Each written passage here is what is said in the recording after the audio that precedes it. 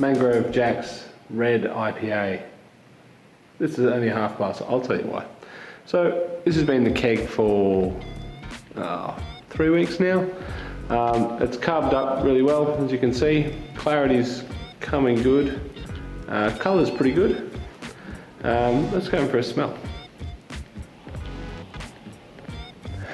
Get like a little bit of the caramel, which is expected. Sort of a lemony citrus note. I get this other smell, which is like, I've only ever had it in a beer that I did with this Turkish grape extract called Dut Pekmeza. I don't know if you've had that before, but we made a beer out of it. We were trying to go gluten-free, so we made it Bira Dut Pekmeza, which is like it's almost like a sub for molasses, but it wasn't malt. Anyway, so it's just like, it's like a processed sugar sort of smell. And I'm not 100% sure where it comes from, whether it's from the Mangrove Jacks or the dry malt extract that I got.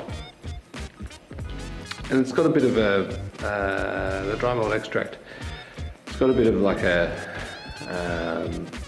some clear crystals in it. I'm not quite sure what that is. I was talking to a couple of mates.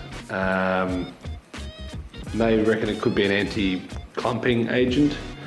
I'm not sure. Anyway, I don't know what it is. Can't put my fingers on it. Nose on it, whatever. Dry hops, just similar to the previous Mangrove Jacks kit that I did. Not as much hop aroma as I was expecting from an IPA.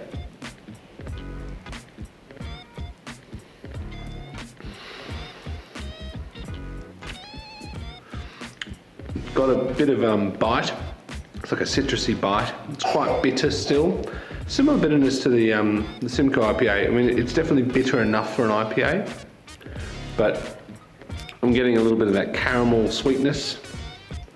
But there's this funny taste, and it's almost homebrewy, but it's not quite homebrewy. I'm just struggling to put my finger on it. I can't remember what the dry hops were, but I'll put it in the description. I know there was a little bit of Nelson Sauvignon and 2 others. I don't recognise the taste. It's quite bitter. But yeah, so anyway, what am I going to do? I'm going to see if I can rescue this. I got 30 grams of Eldorado hops, which I think I'm going to put in a keg in a hot bag with this. So let's go do that. So I've just got my container here with a hop sock in there. It's all been sanitised.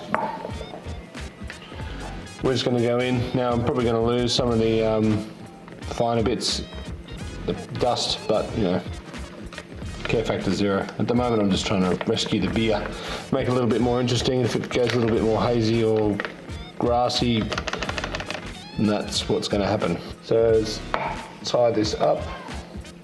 Now, am I going to tie this to the keg? I don't think I will. I think I might tie something around this, because this isn't really small enough to stop the hops from coming. So I'll just tie that up now with a piece of sanitised string.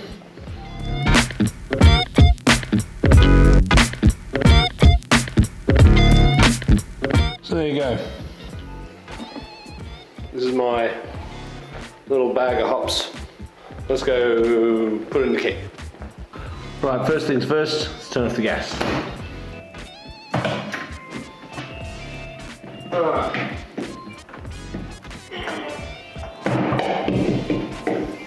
Okay, so we've now, this is the keg, purge the headspace. There's not a lot of headspace. It's pretty much a full keg. So, purge the headspace. Release the pressure, got a big deal. There we go. Have a little bit of headspace. So, what we're going to do And I'm just going to go point of no return. This is all going to go in, and I won't get it back till the end of the keg. I might get some grassy flavours, who knows. Go Eldorado. Anyway, so that's in now. Just going to put this back on. Now, some of you are probably saying, you introduced all this oxygen into your beer. Yeah, I probably have. Not that much though. I mean, it was full of CO2, and if by releasing the pressure, I'm not going to automatically replace all that CO2 with oxygen. There will be some oxygen in the hops as it releases. There's not a lot that I can do about that. I'm just now going to purge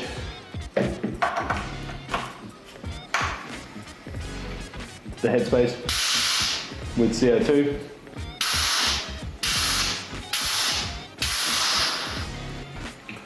That's pretty much done. We'll come back to this a little later and see how it goes. So, cheers. Hey guys, it's been a couple of days since I dry hopped the keg. Still looking clear, which is good. Can't see it. Maybe it's a little hazy. Still got lots of carbonation. Let's have a look and see how it's changed, if it's changed at all.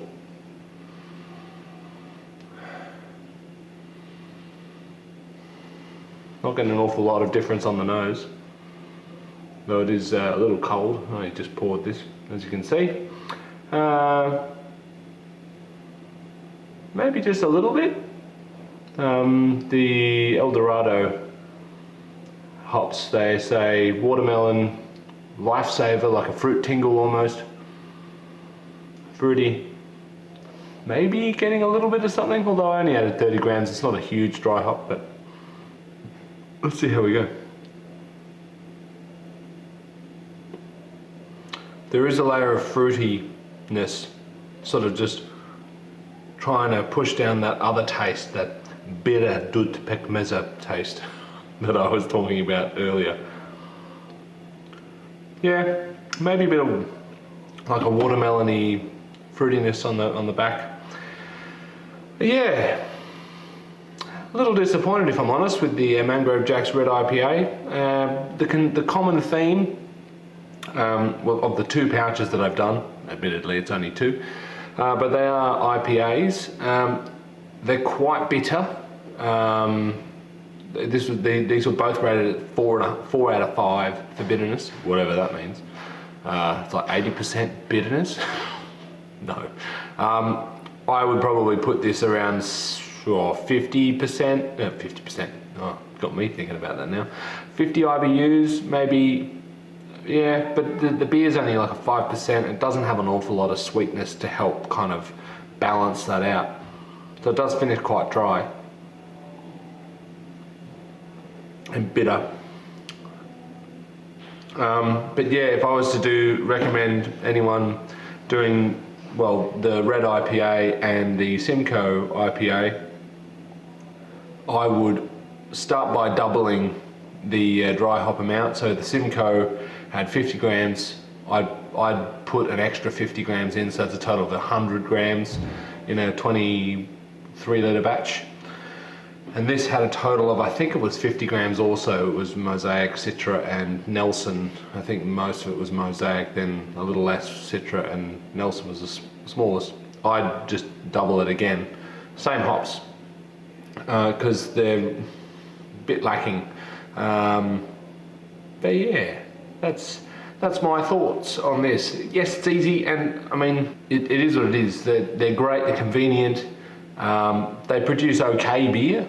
Oh, well, it's not amazing, but it's very drinkable, and most people, if they like an IPA, they think it was fine. They wouldn't probably go, wow, that's amazing. Yeah, it's fine. So yeah. And on that bombshell, no, I'm not going to do the Jeremy Clarkson thing.